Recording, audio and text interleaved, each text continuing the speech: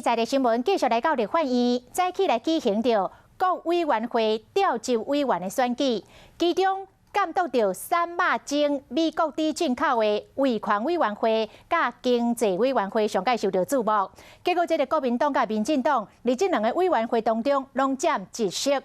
不过，这个卫权委员会投票的过程当中，有人伫民进党的立委洪新汉的选票中户内底2个囡仔，这张是不是要算废票呢？双方是台湾。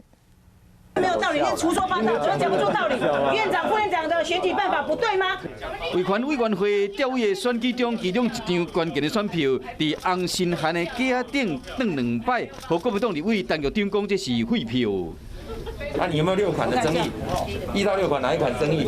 提出法条，拿了阵营看法无共款，最后交由主席认定是有效票，由国民党立委张万安加民进党立委洪新汉单赢留口案。 耶！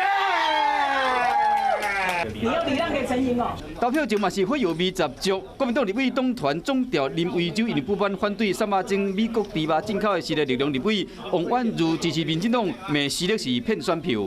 是你增效的哦，在骗选票是不是？ 当侧翼当习惯改不过来了。我个人对洪胜汉委员其实蛮敬佩的。那我们一样都是政治的素人。